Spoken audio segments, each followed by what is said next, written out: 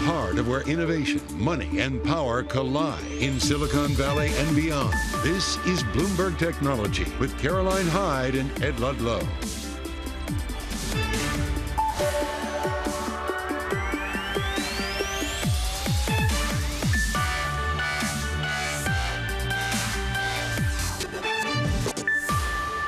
Live from New York, this is Bloomberg Technology. Coming up, Bitcoin soars close to 90,000 and then pulls back as tech markets show signs of fatigue. We discuss where next for the Trump rally. Meanwhile, Tesla takes a breather after a 40% surge since the election. Are the Elon Inc. investments overdone? And fundamentals in focus as we dig into earnings with Shopify president among the executives joining the show. But first, we just check in on what perhaps is a slight pullback after what has been a phenomenal rally across tech companies and indeed across crypto. We're down just by about 0.1% on the Nasdaq 100. Nvidia still on the higher side. Tesla drags us down from a points perspective after a real rapid run up since the election results on Wednesday. I'm looking at what's happening in the world of crypto, up by 1.5%. At one point, this number was so close to $90,000, in excess of 89,000. We draw back somewhat after we see technical signs of overbought, if you're looking at the RSI. But overall, we're also just seeing maybe a pause in the realities that have been a more than 100% jump in Bitcoin so far this year and a more than $3 trillion market capitalization of the ecosystem in and of itself when you're looking at digital assets. Shonali Basak is here for more. And boy, have we come far, and maybe just a bit of a pause here. A bit of a pause. To your point, that $90,000 level is one to watch. I would say, Caroline, what is incredible is even those in the crypto community watched what was happening this week with awe because it was such a stunning rise just yesterday alone. And you have to remember, since before the election, Bitcoin was trading at under $70,000. And so that rise to almost $90,000, if you bought one Bitcoin the day before the election, you're almost $20,000 richer for it. And you're seeing crypto-linked stocks also take a breather. But Coinbase, for example, take just their 8-day gain. It is 75%. So the run-up you've seen is just tremendous, and you have to also take in note how much news there still is to come. Typically, in a new administration, you would see an SEC chair, for example, step down quite swiftly. We don't know how Gary Gensler is going to behave in this scenario, but any new SEC chief under a Trump administration would really be very telling for the direction of the industry. There are laws that are waiting to be passed when it comes to stablecoin. There are questions about whether there will be a play out of the promise of a strategic Bitcoin reserve. And later today, we'll be talking to Marathon as well, and we'll talk a little bit about that mining promise, this kind of made in America crypto story and how possible that is and how quickly that could ramp up. As and when it becomes the crypto capital, the United States at least. That's the promise. Shonali, there are people, though, in the meantime, making a whole lot of money. You just mentioned about how much you'd be up if you'd been long Bitcoin, but talk us through some of the billionaires doing well. Yeah, think about Mike Novogratz alone, for example, and he is a few $1 billion richer just off the most recent rally. And it really is just wealth simply tied to crypto. The Winklevi as well, the Winklevoss twins, of course, have had a tremendous comeback story. And you think about not just the most recent comeback and how much they've gained in the most recent rally, but where they were just a couple of years before. The CEO of Binance as well, remember, he had retained his stake in the cryptocurrency exchange. And when we think about this as well, how are they making money? It's not just their holdings in Bitcoin, but of course the enterprises that they oversee and the variety of assets they hold in the crypto community. You are seeing here now not just the surge you've seen in Bitcoin alone, but things like Solana and Dogecoin, and then the exchanges, as we've talked about, that are owned by the likes of CZ when it comes to Binance, and Coinbase alone, and Brian Armstrong, a billionaire as well. Shonali Basak. You're going to want to hear more from her and her show, Bloomberg Crypto, 12 p.m. Eastern today. So appreciate you joining. Meanwhile, let's get to what it means for the rest of the markets. Joe Zhao's with us. He's managing partner at Millennia Capital, a tech fund focused on VC and growth equity investments. And Joe, we come to you not only because of your expertise in the world of venture capital, but also the former hat you used to wear in monetary policy making over at the Federal Reserve. Many now wondering if these markets have rallied too far, particularly if you think about inflationary pressures coming. What do you think is going on over at the Fed right now? Look, let's start from the top. So I think the next 2 years are going to be really, really good for investments. So let's start with monetary policy. There's the easing cycle, not only in the US, but globally. So capital is flowing back into financial markets, equity markets, and that will take kind of a year to materialize. But the easing cycle will continue even with tariffs and the promises of that? Because once the ship starts pivoting, it just doesn't stop overnight. And even if, let's say, we thought the terminal rate was going to be 2.5, maybe now with tariffs and other stuff, maybe they'll end it at 3%. That's still going to be a lot easier than today at 5%. And then on the other side, fiscal policies, on the fiscal policy side, you're going to see the administration and Congress working together to put a lot of, I think, stimulus into the economy, into the real economy. So when you combine monetary and fiscal, you've got two things working at once, and that's why I'd expect the real economy to grow by 2 to 3% for the next few years. And if you're in tech investing, if you're in markets, you'll probably benefit. So the rally we're seeing, I think, is an early reflection of that. And I don't think this rally's even stopped or paused. Okay, so who leads us higher at the moment on the day? Nvidia still manages to be above water when the rest of the tech market pulls back a bit. Is it still the AI winners that lead the charge? It has to be, because AI is just the latest thing in tech. And you never want to short innovation, human progress. AI is just the latest wave in innovation. And so we're in the second inning of this AI cycle that's going to run for 10 to 15 years. And so AI is going to drag, let's say real GDP was going to grow 2% without AI. I think with AI, real GDP will probably grow by 3% approximately CAGR over the coming years. And AI is not only attracting a lot of investments, but it's also going to spin off a lot of applications.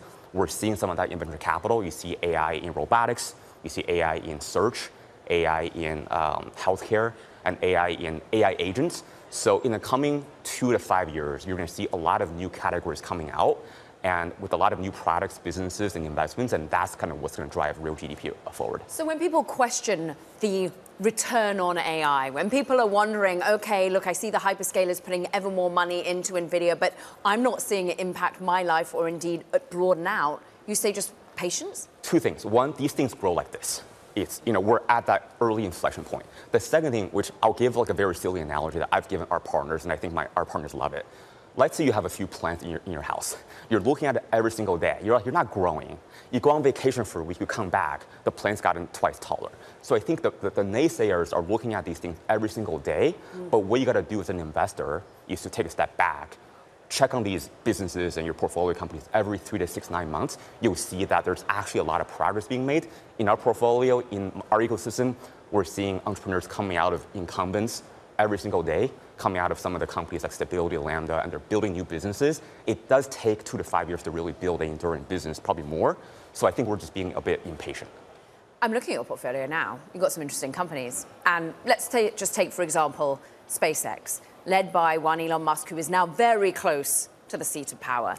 How much does that make you feel as ultimately your view on Elon Musk being able to handle all these different roles, these different job titles, whether or not it's an official role in the cabinet or not?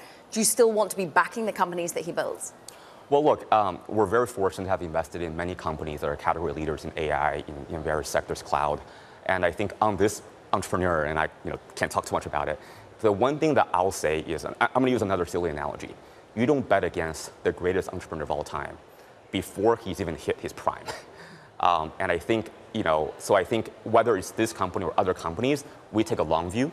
And in fact, post liquidity events for these investments, we distribute stocks to our investors, asset management firms, family offices, and our capital base is long-term focused. So I think we're going to be holding these stocks for the next 5, 10, 15 years, and we're really betting on what's coming for, down the pipeline.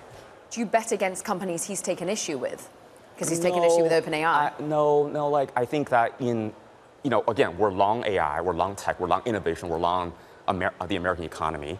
And I think that, there are some folks I've encountered who are really, really negative on some of these things.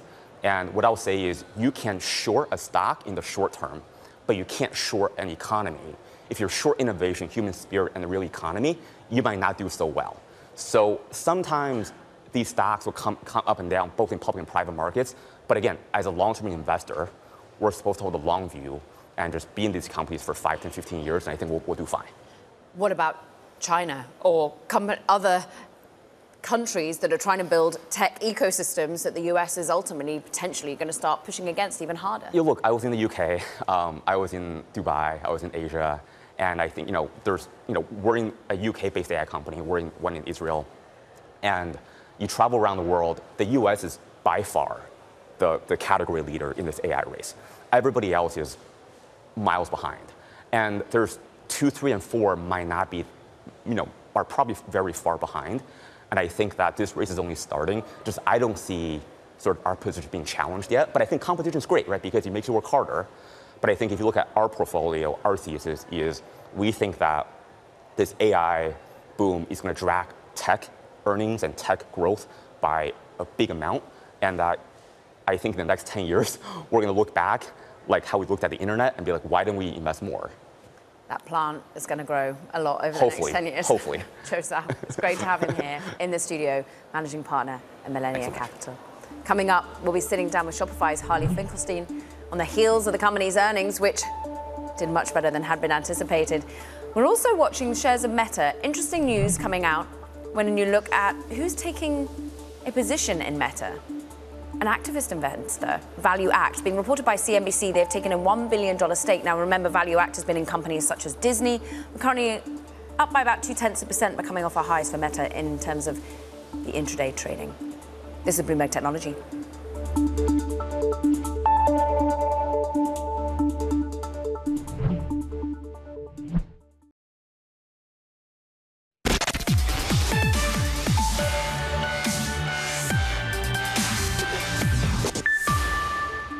Shopify shares, say that twice, plenty. It's soaring at the moment. Look, we're having the best day since May 2023 after the reported third quarter sales that climbed 26%. This is in a sign that the Canadian e-commerce company is really gaining momentum with big enterprise clients, European growth. We're going to dig into it with the Shopify president, Harley Finkelstein. Great to have you back on the show, Harley. And just talk to us about the growth trajectory here and how you're seeing a shift, in particular to enterprise clients. Can you talk us through it? Yeah, absolutely. I mean, it was a great quarter, certainly. GMV was up 24% to $69 billion. Revenue was up 26% to $2.2 billion. And free cash flow margin expanded to 19%. So I think what you're seeing is you're seeing us grow both the top line, but also the bottom line. And I think the other thing that's, as you sort of point out, which we're really excited about, is that more merchants are coming to Shopify across verticals, across geographies, and even across sizes of merchants. And one area that I'm especially proud of is the headway we're making, bringing the biggest brands on the planet onto Shopify. In fact, this quarter alone, we saw 16 enterprise launches on Shopify. Companies like Hanes and On Running and Off-White and Victoria's Secret are coming to us as well. And so I think we're really substantiating that we're not just an e-commerce company for a domestic type of merchant, but we can handle the largest businesses that want to sell globally. And as you said, companies that are globally based as well. Europe really shining a light where many would perhaps feel that the European economy might not vindicate that. Tell us about the growth in Germany and France and the like.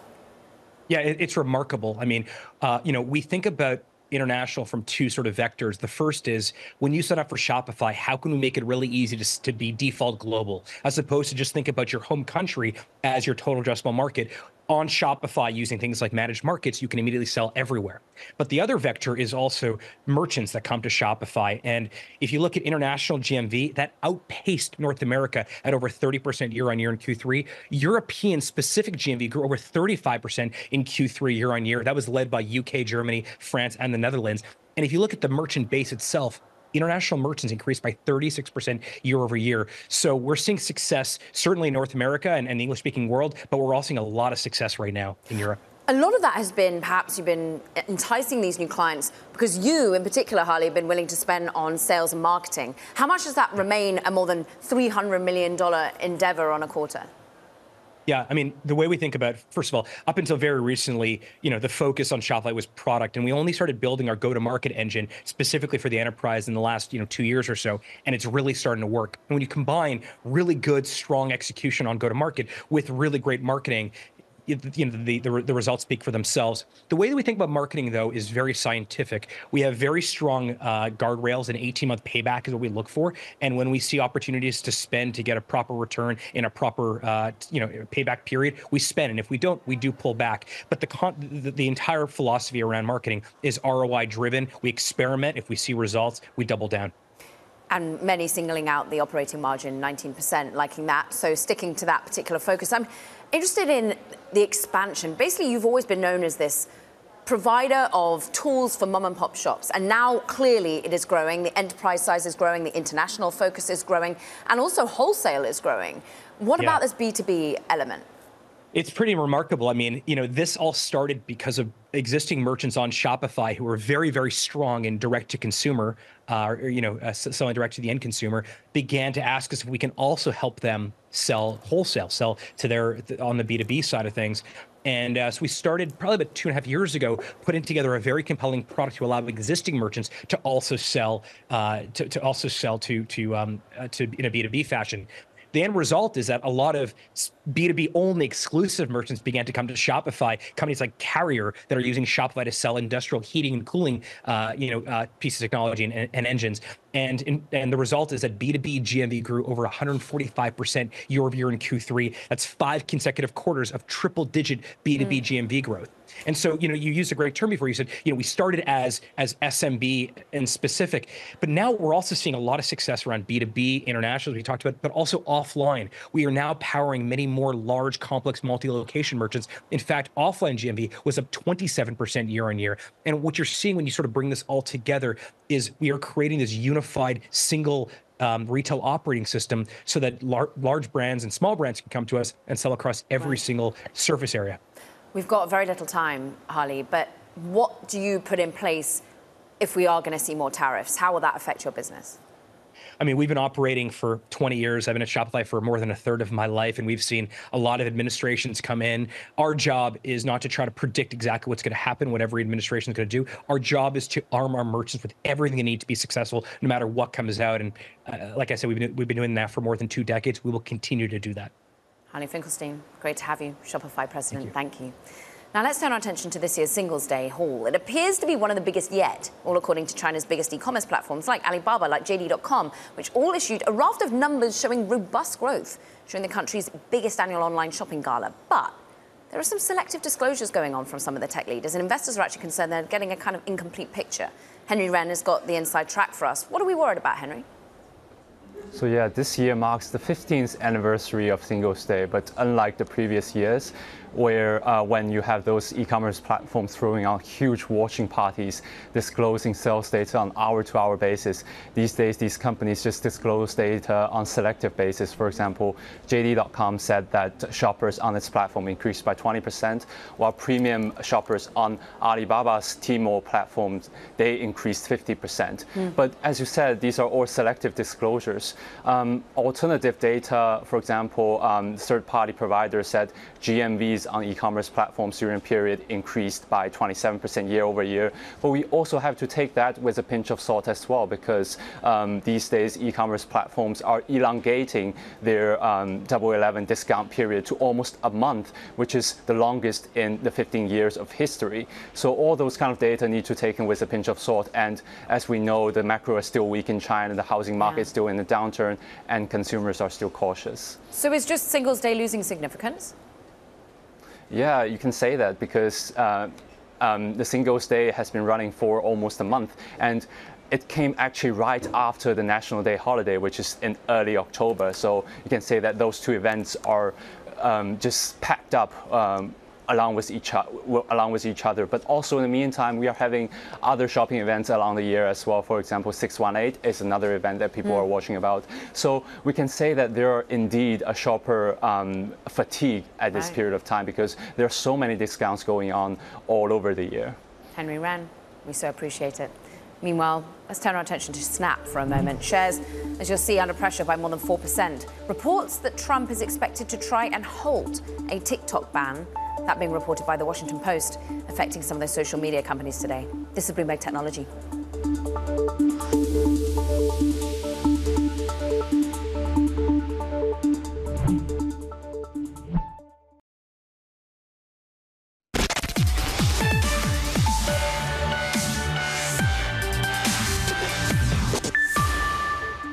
Let's just take a quick look at Tesla shares, because the stock is giving away a little bit of its past gains. Boy, has it run up more than 40% since Trump's election. The market cap in excess of $1 trillion once again. But it's not just Tesla that we're focusing on. The market love for Elon Musk has been focusing elsewhere as well. Support is buying up speculative assets linked to the billionaire, like Dogecoin, like closed-end fund, Destiny Tech 100, with many retail investors hoping to profit from Donald Trump's re-election. Bloomberg's Denitsa Tsegova is here with the inside track of what have the retail community and others been buying up. Yeah, we've really seen incredible euphoria among retail traders. Just to zoom out and look at retail trader activity, we're seeing a record retail trader activity in options. And retail traders go to options when they want to chase that upside, when they want to chase the gains we've seen in Tesla.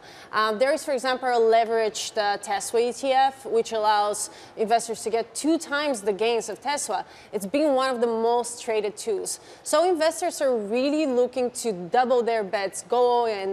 Of course, looking at Destiny 100, the gains have been incredible. We had more than 280%. Today, obviously, some of the gains have faded, but we had volatility so high that trading was halted, really, really high retail activity. And of course, Dogecoin, which in the whole crypto space, we're seeing really, really strong activity. Dogecoin is actually one of the currencies that was outperforming Bitcoin. So the speculative fever there is very, very strong, of course. Go back to the Destiny 100. What exactly is this closed-end fund, and why, when it's down 25%, we know that it's a volatile kind of product to be trading. Why do people have concerns about it? Well, obviously, this has exposure to a lot of private market companies that are hard, illiquid vehicles. It's exposed to SpaceX, for example. That's why people are betting on it. 38% of that fund is SpaceX. So when we see volatility in SpaceX, obviously, the moves are so big on the upside and the downside. If we go back a few months back, we remember the stock was up more than 1,000%. It was really heavy volatility. What we saw with Tesla in a much smaller scale is obviously the company was struggling for quite some time, and now the gains are much bigger. But of course, in a company like SpaceX that is private and it's more liquid, we see a lot more volatility. But the fund, of course, is relatively small. But we see in similar funds who have exposure to SpaceX. For example, there is a Baron fund that was down on the year. It's now up on the year just because of that SpaceX gain. So it's incredible how much it can give in terms of performance. Certainly has. Well, there's the leverage 3x Tesla ETP that's currently traded over in London, just down on the day. But, well, we'll get you a long-term chart on some of these things, but they have certainly been a winning formula since the election. Denitsa Tsegova, great reporting. We appreciate it. Meanwhile, coming up, ride-sharing and delivery app Grab boosts its forecast for the year. We're speaking with the Grab CFO, Peter Oey. Stick with us. This is Bloomberg Technology.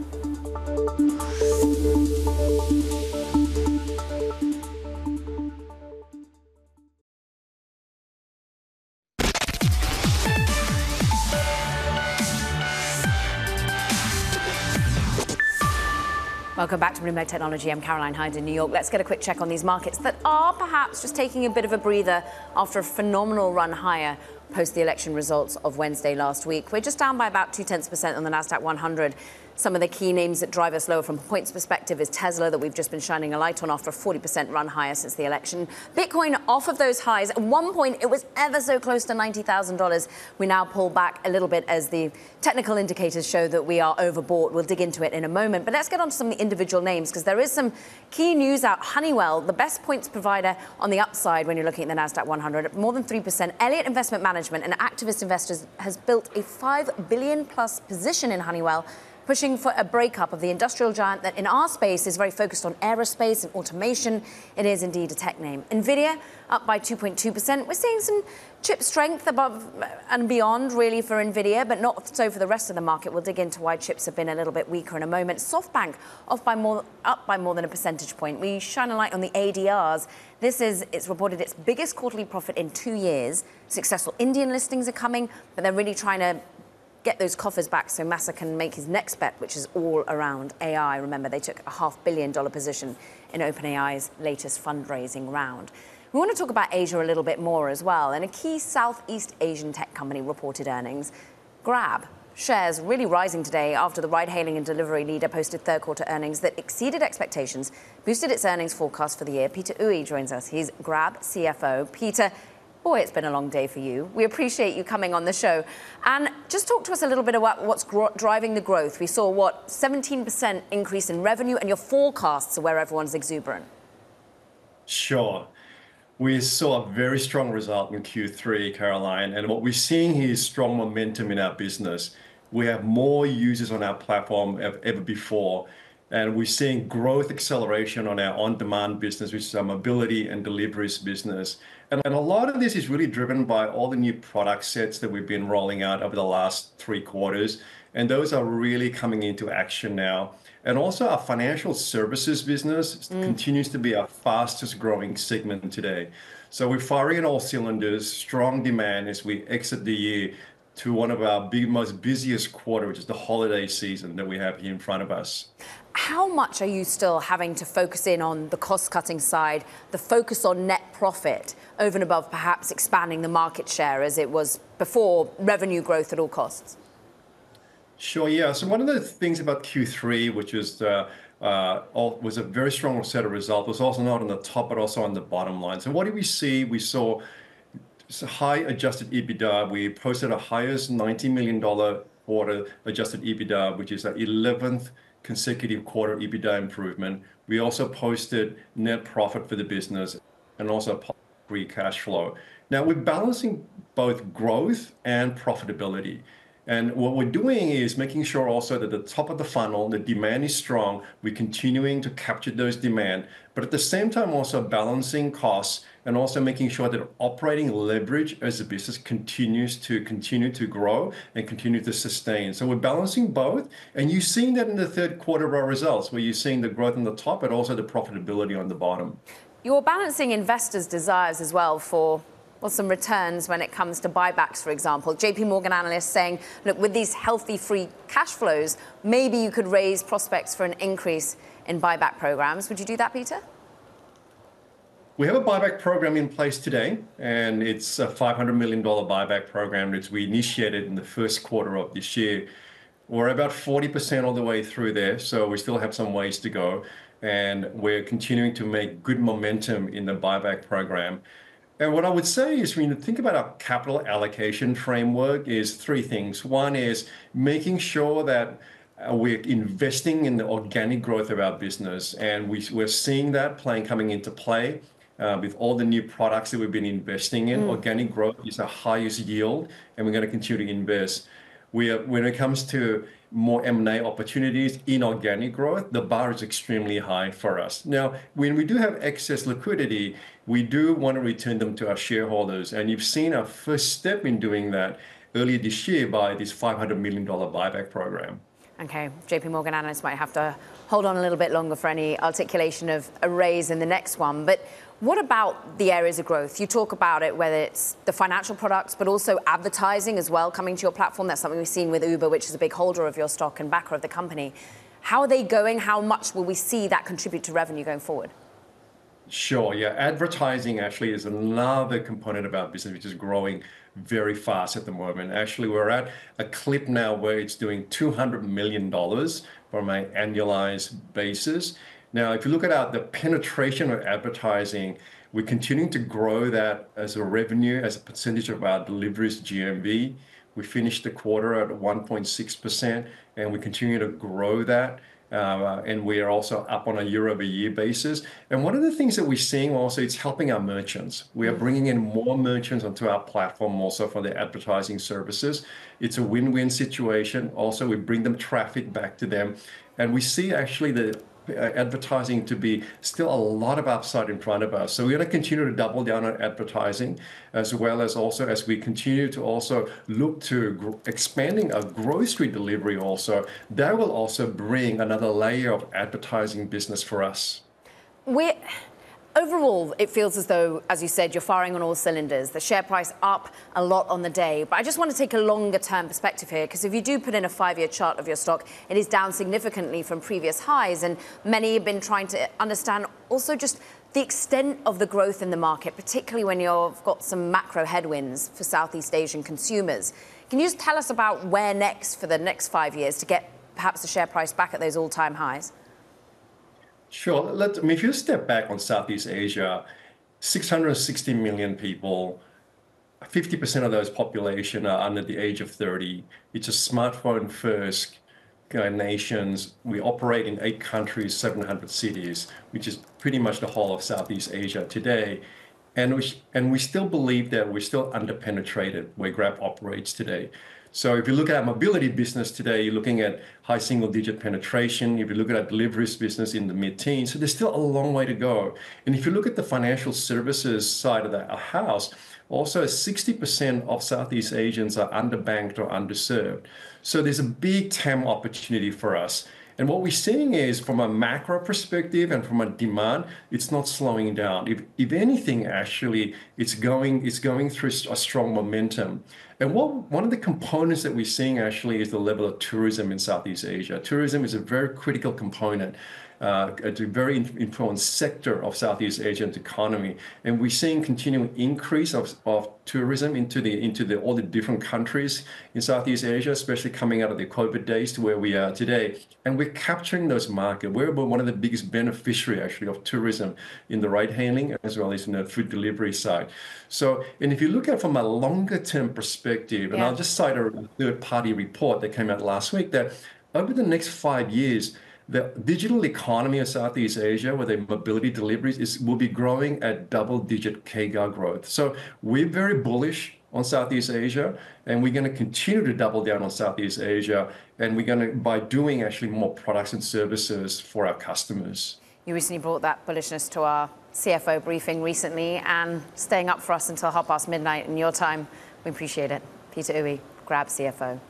Now, in other earnings, Infineon, Germany's biggest chip maker, says it sees a turnaround by the end of 2025 fiscal year. The company forecast a drop in sales in the first quarter, but then it expects a return to double-digit growth by the fourth quarter. Bloomberg spoke with Infineon's CFO a little bit earlier. Take a listen. We see a much more pronounced seasonality in terms of inventory management by major customers. So they are managing their inventories very, very strictly towards their calendar and fiscal year end. Infineon shares pushed higher. Let's just take a look at the rest of the market. Bloomberg's Emily Grafeo is with us. And look, is it about earnings? Is it still about the election? What are you keeping your eye on? It looks like the market is just taking a breather because we had the biggest 5-day run-up in the S&P 500 all year that concluded yesterday. So it seems like people had really been bidding up the Trump trade kinds of stocks. Internationals were lower, and now we're seeing a little bit more strength there. Bitcoin was one of the big Trump trades that we're also seeing take a breather. So I would say overall, long-term, investors are still pretty bullish that Trump's policies will support sectors like financials, tech names, Bitcoin, but today people may be taking some profits. There was a note from Citi that said that the post-election advance in U.S. stocks could run out of steam as investors start to take profits. Investor sentiment is favorable, but valuations overall looking stretched. When I look in like some names in particular, the semiconductors are doing pretty poorly today. And what's really interesting, Caroline, is that NVIDIA is higher. NVIDIA is up over 2%, but the SOX semiconductor index is lower. There's only 4 names in that index today that are higher, and you can really see that the weakness in the semi names is pretty broad-based. NVIDIA's gains can't even carry that index into positive territory today. Micron, one of the worst performers, and there have been some notes out from some analysts about weakness in certain areas of particularly focused on chips, and overall we're seeing the weakness in certain chips and also maybe in some of the social media companies on the back of the Washington Post report that maybe we do see a TikTok ban overturned by Trump.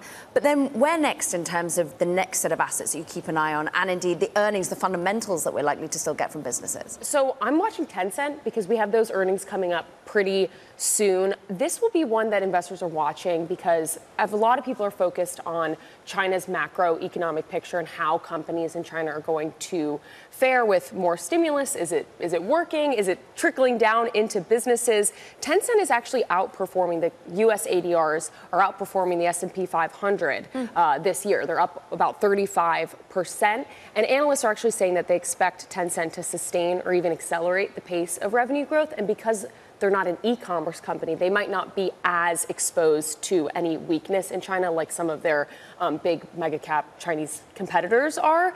But yeah, I guess I'm going to be watching that name. Watching Disney for a little bit later in the week as well. Emily Graffeo, always great to have on the show. We appreciate it. Meanwhile, coming up, a big announcement from a major player in the field of generative AI. Writer, CEO, co-founder May Habib joins us next on a fundraising announcement. This is Bloomberg Technology.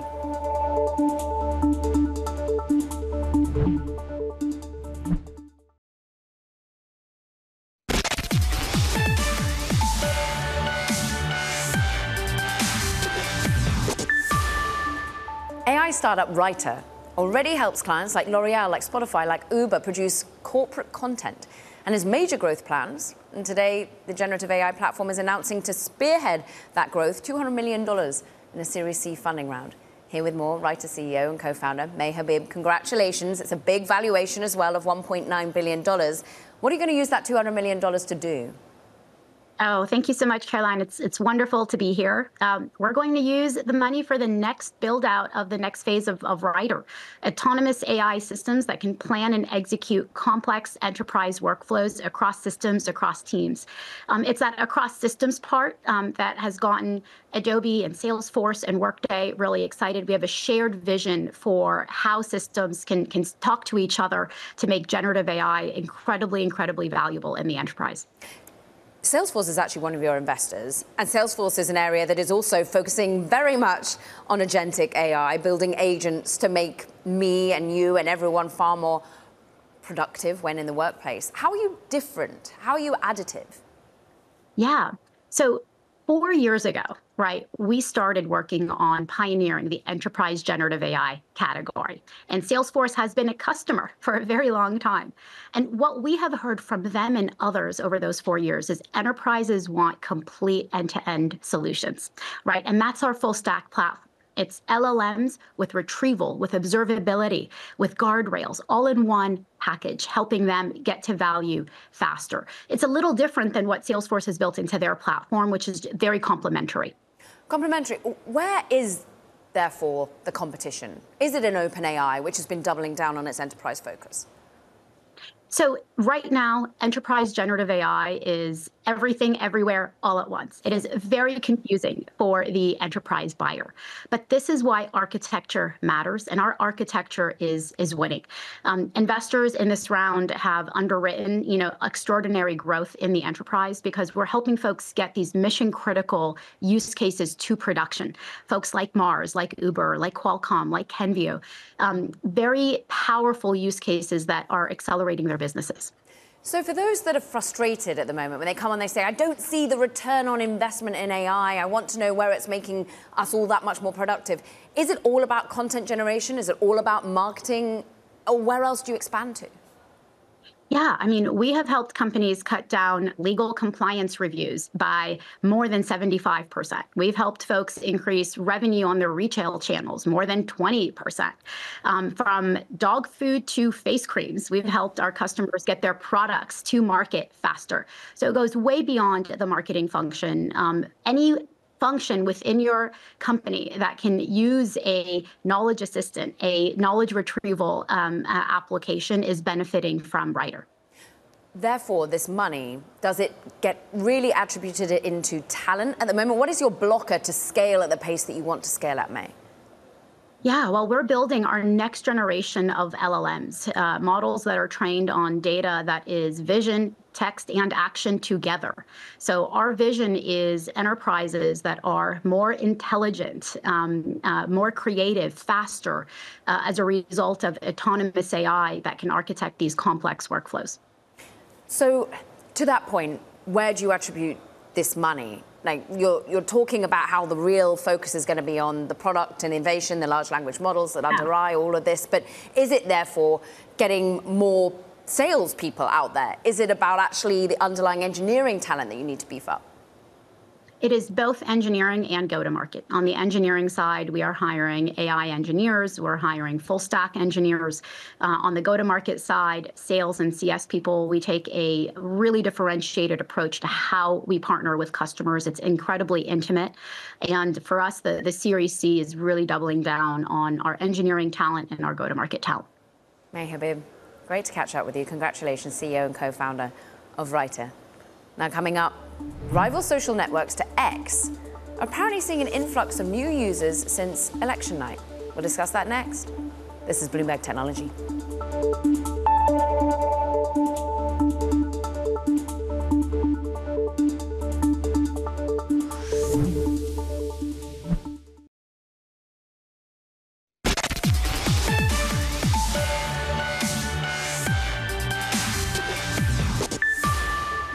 Time now for Talking Tech. First up, Netflix says 70 million viewers are watching its shows with advertising every single month, nearly double the total from May. Netflix plans to make advertising a major revenue source to complement subscriptions, though its ad business is still pretty small compared to its peers.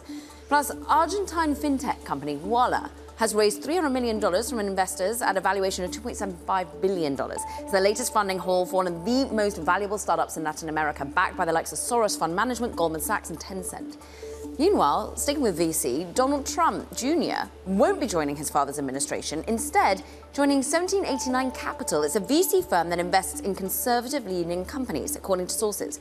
Now, the firm was founded by Trump donor Omid Malik and has eschewed ESG principles to instead follow its own acronym, EIG, Entrepreneurship, Innovation and Growth. Now, let's just stick with the Trump impact on certain areas and indeed Elon Musk, because Threads and Blue Sky, the rival social networks that look a lot like Elon Musk's X, have seen an influx of new users since election night in the US. That's as people seek alternatives to Musk's more right-leaning platform. Let's break it all down with Bloomberg's Kurt Wagner. And Kurt, anecdotally, I've seen it on Threads, people saying I'm joining post the election, but is it happening en masse? Is there data to prove this out?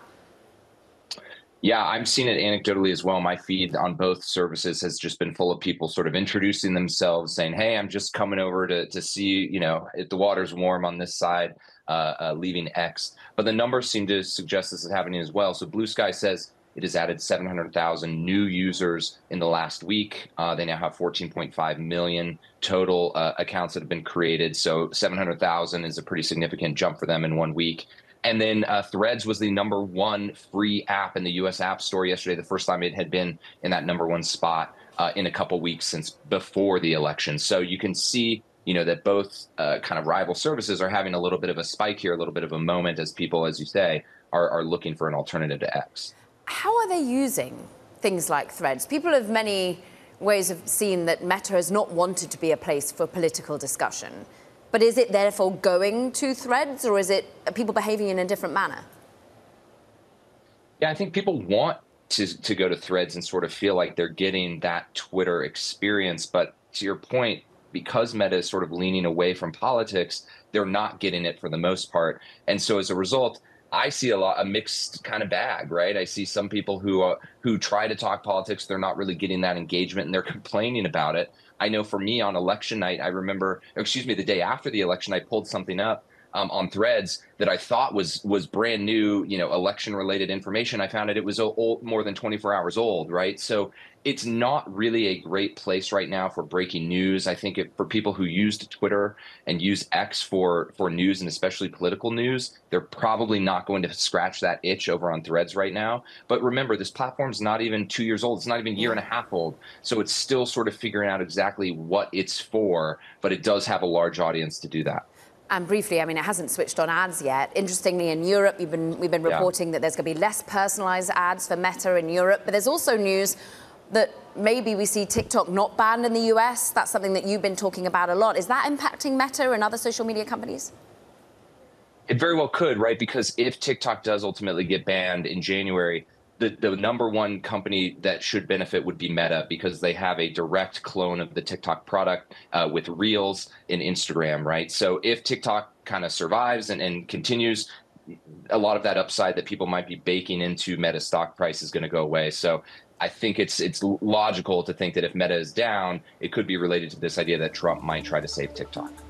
Kurt Wagner, great reporting. We appreciate it. Meanwhile, that does it for this edition of Bloomberg Technology. Do not forget to check out our podcast. You can find it on the terminal, as well as online on Apple, Spotify, and iHeart. From New York, this is Bloomberg Technology.